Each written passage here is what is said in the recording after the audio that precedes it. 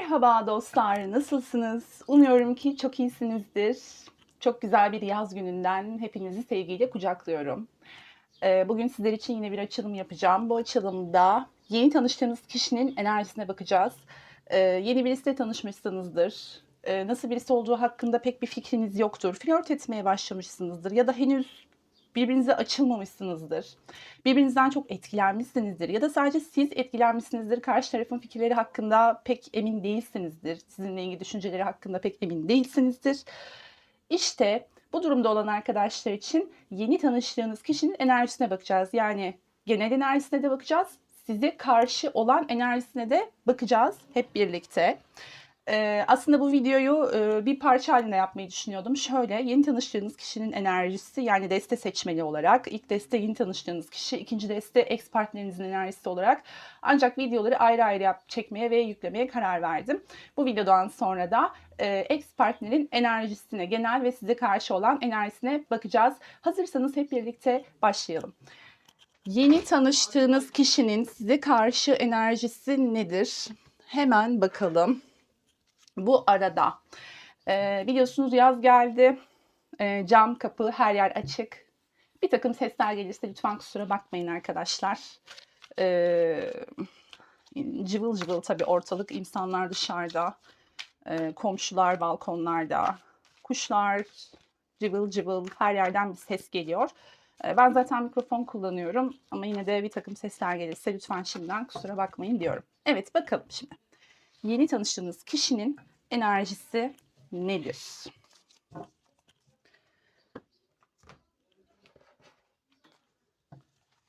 Ciddi anlamda sıcak bir hava var. Yani yaz kendini artık ciddi göstermeye başladı. İçimiz kıpır kıpır. Yeni aşklar kapıda. Değil mi? Öyle değil mi? Hı? Tabii eski partnerlerini, ex partnerlerini merak edenler de var. Dediğim gibi onlar için video bu videodan sonra gelecek. Onu da yükleyeceğim. Bundan sonra daha sık video yüklemeye çalışacağım arkadaşlar. Evet. Bakalım. Yeni tanıştığınız kişinin size karşı enerjisi nedir?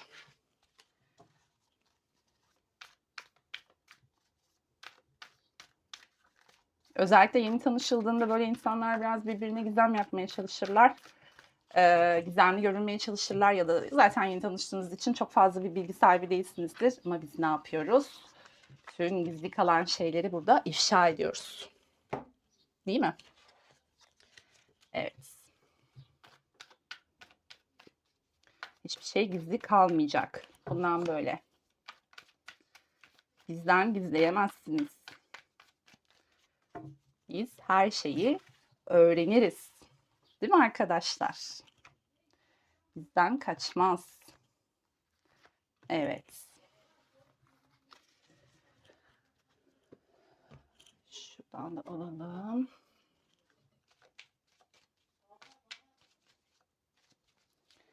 Alalım bakalım. Neymiş yeni tanıştığımız kişinin size karşı enerjisi.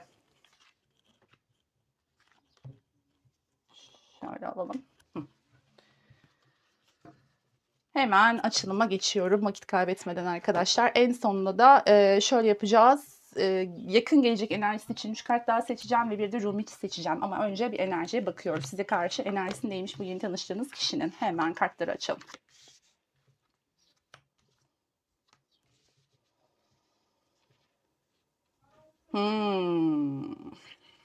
Peki.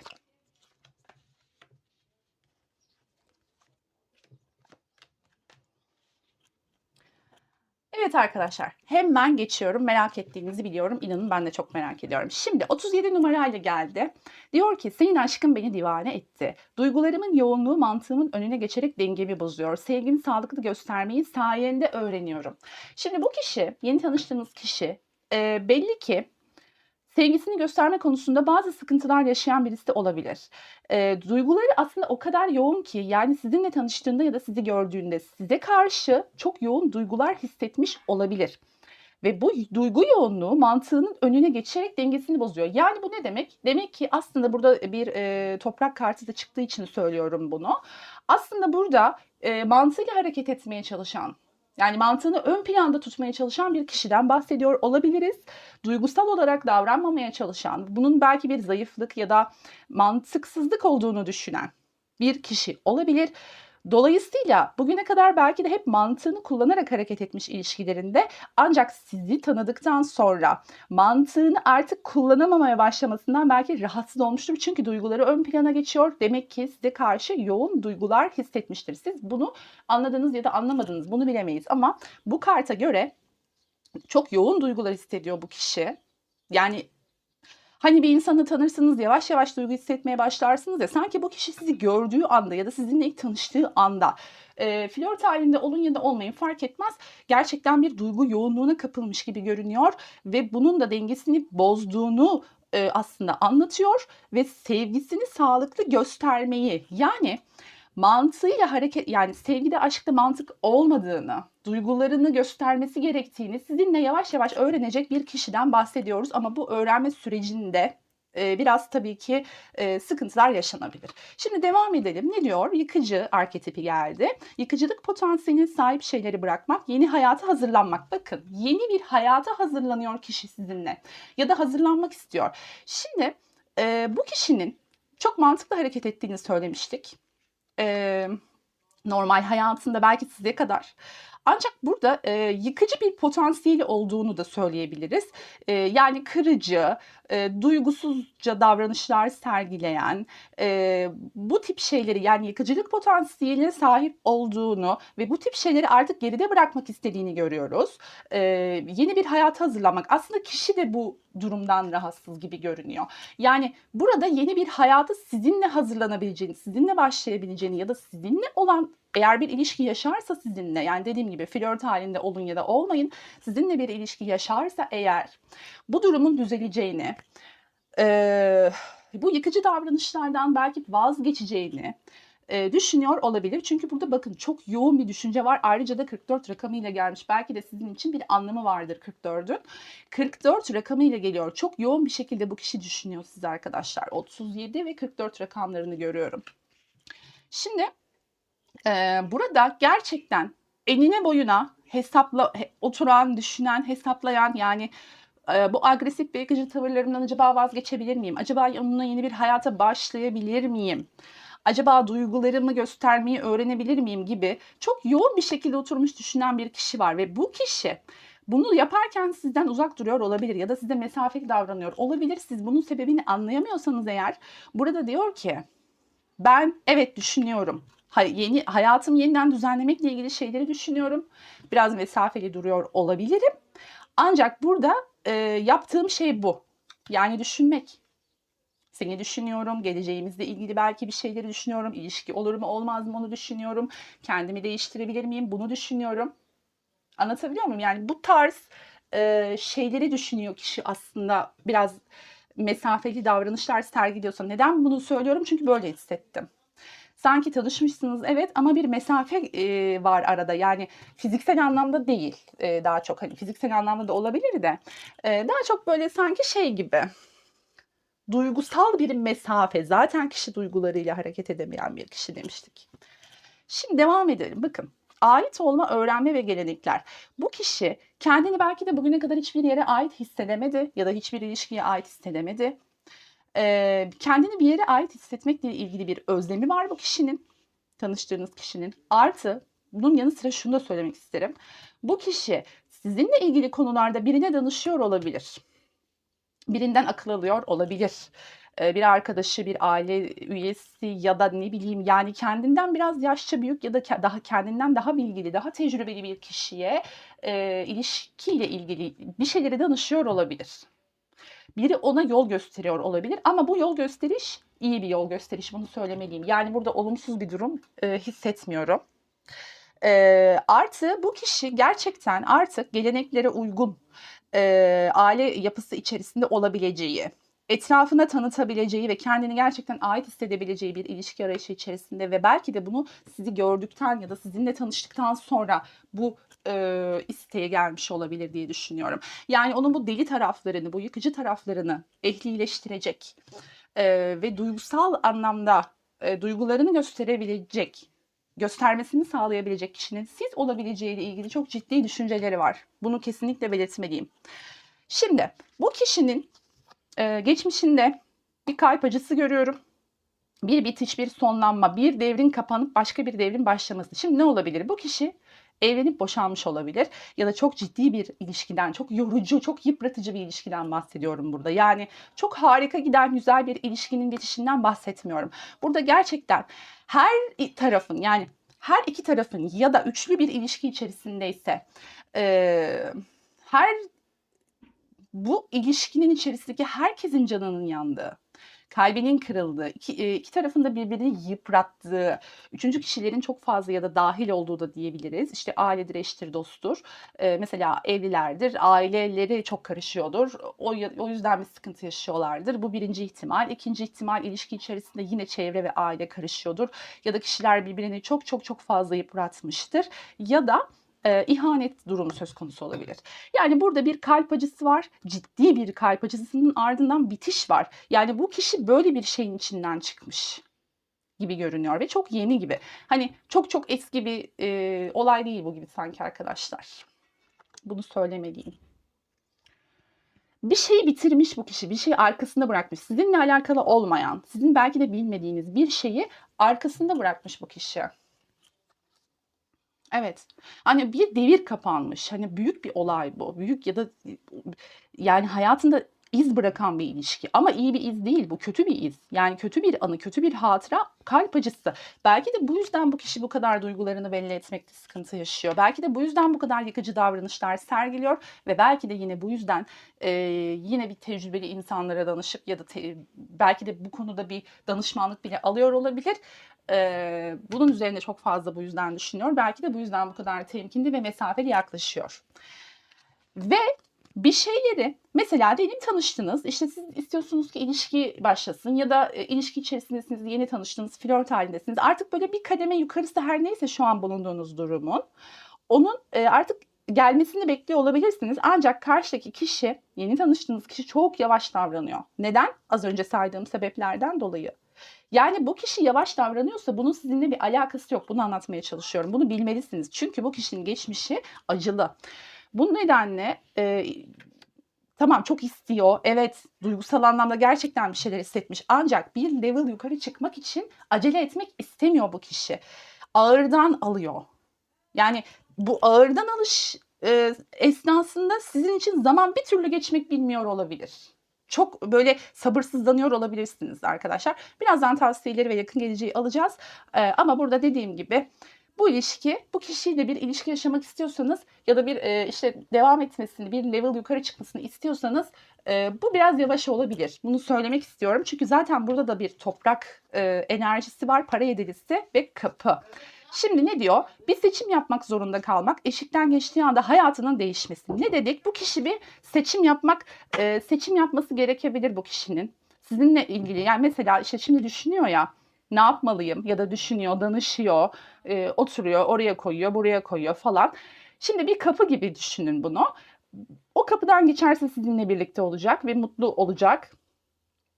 Ama işte kapıdan geçip geçmeme konusunda kararsız. Dediğim gibi yavaş davranıyor zaten. Ben bu kapıdan geçmeli miyim, geçmemeli miyim? Ne yapmalıyım? Bakın bekliyor. Sabırla bekliyor. Yavaş hareket ediyor, bekliyor. Diyor ki ben evet emek vereceğim ama buna değer mi? Çünkü ben burada da belki emek verdim ama çok canım yandı burada. Bitirdim ben bunu. Yani burada evet vereceğim emek ama değer mi? Bakın ne diyor? Bir seçim yapmak zorunda kalmak. Evet bu kişi bir seçim yapmak zorunda kalacak. Yani bu sürecin yavaş ilerlemesi ya da kişinin sizinle arasında mesafe koymasının hiçbir önemi yok. Eninde sonunda bu seçimi yapmak zorunda kalacak. Ne diyor? Bir seçim yapmak zorunda kalmak, eşikten geçtiği anda hayatının değişmesi. Şimdi bu eşikten geçmeye karar verirse zaten hayatı değişecek. Ne dedik burada? Zaten yeni bir hayata başlamaktan bahsediyordu bakın bu kartta. Yeni bir şöyle gösterelim. Yeni bir hayata hazırlanmaktan bahsediyordu zaten bu kartta. Bu kapıdan geçtiği anda sizinle yani sizi seçtiği anda hayat tamamen değişecek. Bunu biliyor. Evet. Kişinin size karşı enerjisi şu anda böyle. Peki o zaman yakın gelecek enerjisine hemen bakmak istiyorum ben ve bir tavsiye alacağım tabii ki. Şimdi şuradan alalım kartımızı. Yakın gelecekte, çok yakın yani çok uzak bir gelecekten bahsetmiyorum. Yakın bir gelecekte bu kişiyle neler olabilir aranızda, buna bakacağız şimdi de. Evet, zaten kart kendini attı. Peki, 2 kart daha seçelim. Şöyle, tamam. Bakın zaten Joker kartı kendini attı. Oo, çok güzel, çok güzel, tamam. Şimdi arkadaşlar bakın, Joker kartı kendini attı. Joker ne demek? Yeni başlangıçlar demek, güvenmek demek, kendini böyle atmak demek. Yani çocuksu bir heyecanla kendini bırakmak demek. Bu kişi demek ki size hani dedik ya bir kapıdan geçecek, işte hayatının değişmesi, kapıdan geçtiği anda buna karar vermek dedik. Bu kişi demek ki arkadaşlar bu kapıdan geçecek, zaten bir seçim yapacak. Bu seçimi sizinle yapacak gibi görünüyor. Bu kapıdan geçecek ve kendini size bırakacak, güvenecek. Ama güvenene kadar bakın şu an size mesafe koyuyor ya, size aslında güvenip güvenemeyeceğini de test ediyor olabilir. Eğer size güveneceğini anlarsa bu kapıdan geçecek ve sonrasında iki tarafın da daha önce hiç deneyimlemediği sıfırdan başlayan çok güzel, çok yeni, içerisinde çok güzel alışverişlerin olduğu, duygusal ya da maddi, yani hem duygusal bir şeyler paylaşmak, burada zaten duygularını paylaşamadığından bahsediyordu. Hem bu duygusal şeyleri paylaşmak, hem de hayatını, maddiyatını, yani hayatı birleştirmek arkadaşlar. Zaten burada ne var? Bakın, burada zaten Aziz kartı var. Aziz kartı zaten geleneksel yapı demek. Yani aile olmak, evlenmek, yuva kurmak demek. Ve dünya kartı. Bakın, tamamlanmak demek. Yani siz bu kişiyle, beni dinleyen arkadaşlarım, bu yeni tanıştığı kişiyle tamamlanma ihtimali çok yüksek. Tamamlanmak nedir? Az önce bahsettiğim gibi. Hani diyordunuz ya, bir level yukarı ne zaman çıkacağız, işte bir aşama kaydedemiyoruz falan filan gibi düşünüyorsanız eğer, bakın bunun olacağını söylüyor. Fakat sabırlı olmalısınız elbette. Çünkü toprak enerjisi de var, bakın, sabırlı olmakla ilgili. Bu kişinin size gerçekten güvenip ve sizin de ona aynı zamanda, sadece karşınızdaki kişinin size güvenip sizin ona %100 güvenmeniz söz konusu olamaz. Siz de böyle bir talebiniz olmalı. Yani o kişinin ağzından çıkacak bir söz ilişkinizin kaderini belirlememeli. Bu arada bu bekleme sürecini siz de bu kişiye güvenip güvenmeyeceğinizi düşünerek ya da tartarak geçirebilirsiniz. Her şey karşılıklı arkadaşlar. Yani biz hazırız. Hazır ol vaziyetinde, hazır asker gibi bekleyeceğiz. Karşımızdakinin keyfini bekleyeceğiz. Öyle bir dünya yok tabii ki. Kendinize değer verin ve değerinizi bilin. Onu anlatmaya çalışıyorum. Her neyse, burada dediğim gibi sıfırdan kendini güvenerek kendini bırakabilecek bir kişi var. Yakın gelecekte aranızda güzel bir alışveriş, dengeli, adaletli, alma verme dengesinin sağlam olduğu, iyi korunduğu bir ilişkiden bahsediyorum. Ve tabii ki dünya kartı tamamlanmak, sizin istediğiniz şekilde, gönlünüzün huzur bulduğu şekilde tamamlanmak anlamına gelir. Peki, bir de Rumi'ye soralım bakalım. Rumi size ne tavsiye eder? Beni dinleyen arkadaşlarıma Rumi ne tavsiye eder? Bu açıyı da sevdim ya. Ben bugüne kadar videolarımı hep profesyonel kamerayla, bayağı böyle profesyonel kamerayla falan çektim arkadaşlar. Ama benim için onun editlenmesi, yüklenmesi falan o kadar zor ve uzun, meşakkatli bir işti ki şimdi artık telefonla çekiyorum. Sanırım burada da görüntü kalitesi çok güzel. Zaten mikrofon kullanıyorum. Umarım bundan sonra bu şekilde devam ederiz. Çünkü böyle olursa daha sık video çekebilirim. Diğer türlü biraz şey olabiliyor, uzayabiliyor çok zor olduğu için. Evet, şimdi arkadaşlar Rumi'ye sordum. Beni dinleyen sevgili arkadaşlarım, yeni tanıştığı kişiyle ilgili tavsiyen nedir? Hemen çekiyoruz. Kadehlerin dörtlüsü. Yürek acısı gibi acı yoktur. Şimdi burada ben başka birkaç çekmeyeceğim. Çünkü bunu güzelleme yapmanın bir anlamı yok. Burada zaten çok güzel bir mesaj var. Kupa dörtlüsü geldi. Normalde işte hayal kırıklığıdır, tatminsizliktir, şudur budur. Ancak Rumi'deki anlamı çok farklı bence. Rumi diyor ki bakın yürek acısı gibi acı yoktur diyor. Şimdi burada sizin bu bekleme sürecinde az önce bahsettim ya, bir şeylerin olmasını, evet, yakın geleceğin enerjisine baktık. Bu kartlara göre evet bir şeyler olacak. Ancak bir şeylerin olması için zamana ihtiyaç var. Her iki tarafında birbirine güvenmesi için eğer bunu iyi değerlendirirseniz, bu zamanı sabırla atlatabilirseniz çünkü gerçekten sağlam bir ilişki olabilir bu. Yani bu fırsatı iyi değerlendirmek gerekiyor. Çünkü sağlam ilişki olma potansiyeli çok yüksek. Her iki tarafında birbirini anladığı, sevgi, saygı çerçevesinde ciddi bir ilişkiden bahsediyorum. Bu potansiyel çok yüksek.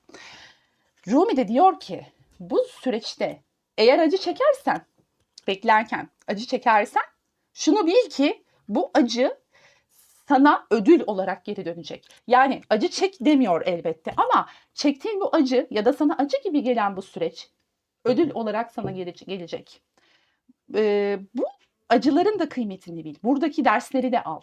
Sabır, sabrederken çektiğin acının ödülünü almayı öğreneceksin. O yüzden yürek acısı gibi acı yoktur diyor burada. Yani beni dinleyen sevgili arkadaşlarımın, bu desteği diyorum, bu açılımı dinleyen sevgili arkadaşlarımın toparlayacak olursak, evet, yeni tanıştığı kişiyle gerçekten güzel bir ilişki potansiyeli çok yüksek. Ancak sabır ve bu arada da bu süreci boş değerlendirmemek. Gerçekten sizde eğer yarım kalan işleriniz varsa, kendinizle ilgili yapmak istediğiniz bir şeyler varsa bunları tamamlayabilirsiniz. Şunu düşünün. Hayatınıza gerçekten bu insan bugün gelse, çok ciddiyim seninle, başlayalım hadi dese, evlenelim dese, siz buna hazır mısınız? Çok iyi düşünün. Bunu dürüstçe cevap verin kendinize. Eğer diyorsanız ki ya bir dakika hazır değilim falan diyorsanız, işte o niye hazır değilsiniz? Duygusal ya da maddi anlamda. Neden hazır değilsiniz? Bu eksiklerinizi tamamlayabilirsiniz bu süreçte de. Çünkü potansiyel yüksek dediğim gibi. Evet arkadaşlar. Açılım bu şekildeydi. Hepinizi öpüyorum. Kendinize çok iyi bakın lütfen. Bir sonraki açılımda görüşmek üzere. Hoşça kalın. Aşkla kalın. Like and subscribe.